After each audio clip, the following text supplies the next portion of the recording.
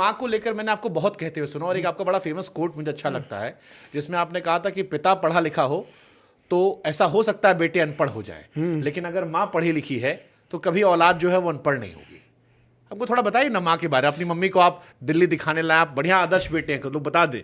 शादी के बाद भी खान सर दिल्ली अपनी माता जी को दिखाने लाए हैं, और हम सब कामना करते हैं वो स्वस्थ रहे, लंबी उम्र, सेहत अच्छी उनको मिले।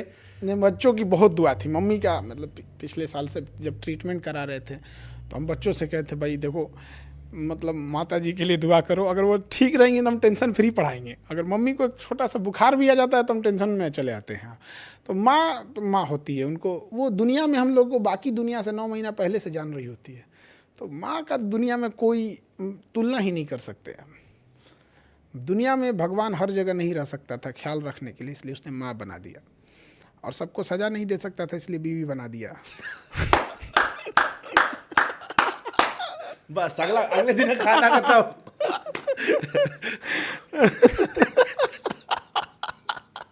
ये नहीं कटेगा।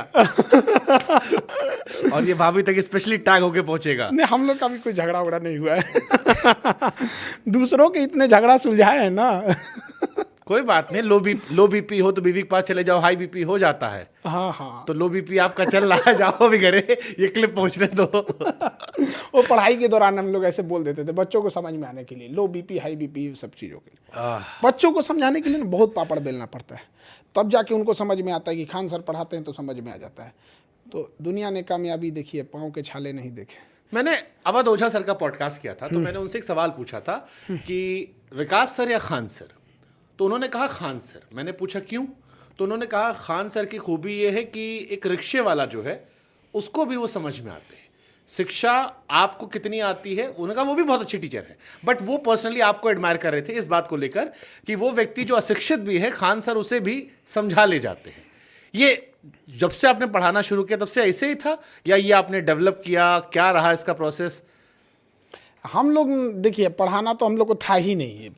मतलब कहाँ, हम आज भी कहते हैं, आपके पॉडकास्ट पे भी कहते हैं कि हम पढ़ाने में हमको कोई इंटरेस्ट नहीं है, हम पढ़ाना ही नहीं चाहते हैं। महाराज हम सच बता रहे हैं, दिल टूट जाएगा। अगर कोई डूबता हुआ रहता और कहता मुझे इंटरेस्ट नहीं, तो लोग कह सकते थे कि भैया ये बहाना कर रहा है। सही बात हमारा दुनिया का सबसे बड़ा एजुकेशन चैनल है, बावजूद हम कहते हैं कि हमको पढ़ाने में, हम पढ़ाते हैं बच्चों का मुँह देख के कि वो गरीब बच्चे हैं, फिर उनके लिए कोई नहीं लड़ेगा। मेरे लिए वो, हम उनका चेहरा देख लेते हैं ना कि इनके पास, बेचारों के पास 2-4 ठो कपड़ा लेके आते हैं, सब पूरा स्टूडेंट लाइफ खत्म कर देते हैं वहाँ पे। आज भी बच्चों के पास ना तकिया नहीं रहता तो हथवा मोड़ के लगाते हैं सब, तो इनसे गद्दावार मोड़ लेते हैं सब। यहाँ पे सुबहिया का नाश्ता नहीं बना, मतलब 2 टाइम खा के रहेगा बढ़िया एकदम, उसी टाइम में हम उनका मुँह देख के पढ़ाना पड़ता है। एक तो गरीब है, दूसरा कि अगर हम ये सोचते हैं कि हम जिस तकलीफ से देखें, हम लोग टीचर लोग पढ़ाते थे ऐसा की लगता था, डर लगेगा हम, अरे बाप रे अब क्या बोल देंगे, अब क्या बोल देंगे, मुंडिया नीचे रखते थे, कहीं हमसे मत पूछते हैं ऐसे, अरे बाप हालत ख़राब हो जाता था। क्या मतलब पढ़ाई को एकदम दर्दनाक बना के रख दिए थे लोग।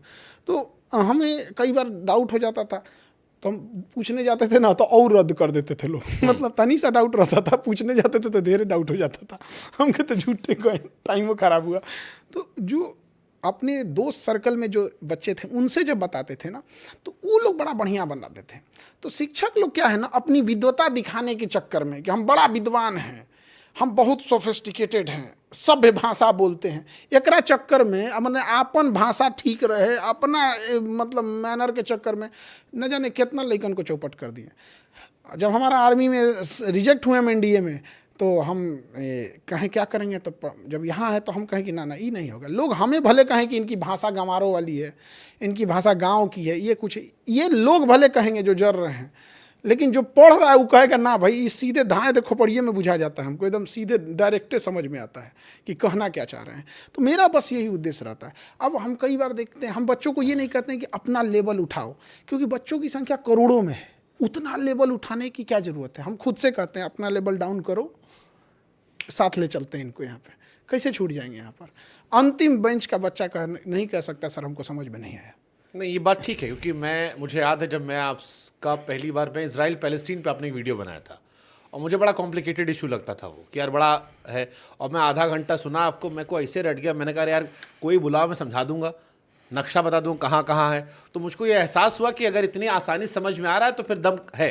लेकिन शुरुआत कहाँ से हुई थी सर आपकी? थोड़ा बताओ ना अपने बारे में, कौन है खान सर, पीछे थोड़ा बताओ, कैसे आप क्या पढ़े, क्या लिखे, कैसे आपने एजुकेशन फील्ड में आए, यहाँ पर पढ़ाने आए, थोड़ा सा कुछ तो बताइए देखिए ना। हम लोग का ऐसा कोई एजुकेशन बैकग्राउंड नहीं था। क्लास 8 में जब हम पढ़ते थे, कैसे पढ़ने लिखने में कैसे थे बचपन में आप? ठीक ठाक नहीं थे। 40 लड़कन के स्कूल में 37 नंबर पे आते थे हम। काहे के लिए मास्टर लोग ऐसा पढ़ाता था, लेकिन मत पूछिए। यहाँ पे हमको डरे 5 क्लास 5-6 का जो टॉपिक होगा ना, हाँ।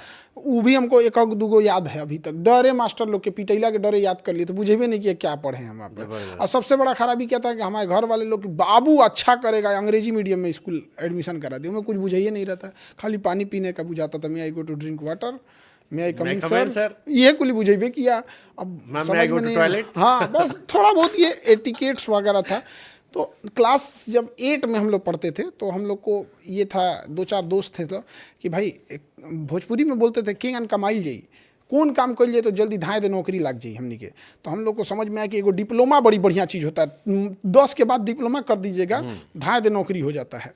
तो हम लोग को नहीं पता था कि डिप्लोमा क्या होता है। हम लोग को लगता है कि कोई एक आध महीना का कोई चीज़ होगा, एग्जाम निकाल देंगे, धाए से नौकरी लग जाएगा। तो ये दिमाग में बैठ गया था कि हम लोग को डिप्लोमा करना है। चुपे चुपे कहते थे सबको नहीं बताना है, हम लोग डिप्लोमा करके निकल देंगे यहाँ, सब नहीं बताना है। धीरे धीरे पता चला कि सब पॉलीटेक्निक को डिप्लोमा बोलता है, इंजीनियर का छोट इंजीनियर होता है।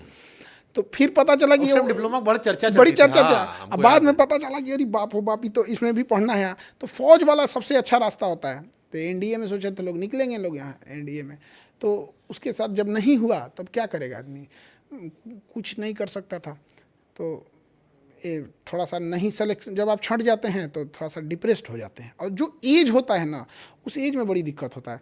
तो हम लोग थोड़ा बहुत ये सीख लिए, वेल्डिंग जेसीबी और 2-4 ठो काम हम लोग प्लान बनाए थे कि भैया हम लोग ने एगो काम ना सीखल जाई, ये खरमास और लगन मौसम में हो ना बेरोजगार हो जाइए, घर के बड़ा दिक्कत हो जाइए, यहाँ 2-2 काम सीखल जाई। तो सब अपना अपना सीख गया। कोई हमारे साथ में था, वो कॉफ़ी बनाना सीखा कि देखा हमने कि ठंडी में कॉफ़ी बेचल जाइए, तू जूस बेचिए गर्मी में। तो एक के दुकानिया रही। परिवार कैसा था आपका, मतलब मध्यम वर्गीय गरीब परिवार? बहुत मतलब ज्वाइंट फैमिली थी, लेकिन एक कमरे में ज्वाइंट मैं भी कहीं सुन रहा, कोई एक वीडियो सुन रहा था मैं, ओशो भाई आए थे, वो कहे पहले ज्वाइंट फैमिली इसलिए थी कि लोग गरीब रहते थे, छोटा घर था, उसको बांटेंगे तो कुछ नहीं मिलेगा, इसलिए लोग ज्वाइंट थे। अभी वो पैसा कमाने लगे सब सेटल हो गए अलग अलग। अभी वो दादा वाला घर बटा नहीं है। एक और कमरा है सबका परिवार, चाचा जी का एक कमरा, हम लोग का एक कमरा, एक कमरे में सब लोग यहाँ पे, कि मतलब सारे परिवार के। दिक्कत कब होता था पता है, त्योहार और कभी कोई कि रिश्तेदार को रुक मत जाए, भैया आप दिन भर मिलो और चले जाओ, रुक गए तो बहुत कहाँ सोएंगे, कहाँ एक्स्ट्रा है। तो यही सब दिक्कत। ससुरा ऊपर सोएगा तो हम कहाँ सोएंगे। तो बड़ी हम ऐसे तो गांव में ऊपर एक तल्ला घरे होता है, मतलब ऊपर एक बार चौराहा हो जाता है, लगता है गोलंबर पे बैठल है हम। गांव का घर के छत पे गद्दा बिछाओ, बढ़िया सो जाओ। तो इसी सब में थे हम लोग। उसके बाद से धीरे धीरे फिर पठन पाठन में हम लोग नहीं थे यहाँ पे। तो मेरा एक मित्र था, हेमंत नाम था उसका, वो पढ़ाता था कहीं, तो हमसे सीनियर था। जब हम लोग एनडीए कर रहे थे तो सीडीएस कर रहा था। एनडीए इंटर पे होता है, सीडीएस ग्रेजुएशन पे होता है। तो जहाँ पढ़ाता तो इंग्लिश पढ़ाता था, तो अपना वो भी इंग्लिश बस इसीलिए पढ़ाता था कि मतलब कुछ रहने खाने का पैसा निकल सके स्टूडेंट लाइफ में। तो वो जहाँ पढ़ाता था वहाँ पर जीएस का टीचर भाग गया।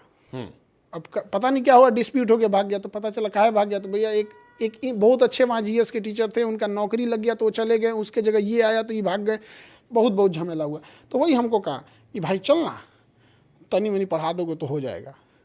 तो गए वहाँ पे, तो 6 गो लड़के बचल थे सब, क्योंकि हर 2 दिन पे एक टीचर आता था वहाँ, भाग गए और बच्चे सब उसको भगा देते थे। तो अच्छी खासी थी, वो 6 बचे थे सब वहाँ पे। तो फिर उसी में धीरे धीरे पढ़ाने गए। तो पहले दिन पढ़ाने गए तो 6 बच्चे से मजाक बनाने लगे। तो हम आज भी पढ़ाने जाते हैं तो ये नहीं देखने जाते हैं, बस गुड मॉर्निंग चालू हो जाते हैं हम यहाँ। उसके बाद हम सबको अच्छा लगा, तो 6 के जगह 10, 15, 20, 50 ऐसे एक हफ्ता के अंदर, आज से 10-12 साल पहले की, आज से 10-12 साल हो गया। तो फिर उसके बाद पढ़ाने लगे हम लोग धीरे धीरे। अब बच्चे बढ़ गए, तो जो नयका लड़का आता था सब ना, वो देख के भड़क जाता था सब हमको। हम दाढ़ी उड़ी बनाए रहते थे एकदम, और एज मेरी उस समय थी नहीं, 18-19 के एज से हम लोग मतलब अच्छा खासा पढ़ाना उसी समय, बहुत पहले से। हमको लगता है कि हम ग्रेजुएशन में थे तभी से पढ़ा रहे थे। अब ग्रेजुएशन में ना उतना दाढ़ी मोछ नहीं आया रहता बढ़िया से, और आदमी लगता नहीं है कि मास्टर है। ग्रेजुएशन में आदमी ऐसे नहीं लगता कि मास्टर हाँ हाँ, मतलब नया लौंडा लग रहा है। हाँ, अब लड़कों सबको देखते थे तो उनको मास्टर जी की छवि अलग होती छवि अलग होती थी। तो पहले क्या होता, नया बैच होता था ना, तो हम पहले नहीं जाते थे, सारे बच्चे बैठ जाते थे, तब अब जाते थे यहाँ पे तुरंत पढ़ाना चालू। हम सोचते थे कि ना पहले इनसे नहीं पूछेंगे कुछ, पहले एगो टॉपिक पढ़ा देंगे तो पूछबे नहीं करेगा सब कि कैसन है कैसन नहीं। नहीं तो जहाँ ऐसे पूछ दिए कि कैसे हो तो ये सब हल्ला करने लगेगा सब।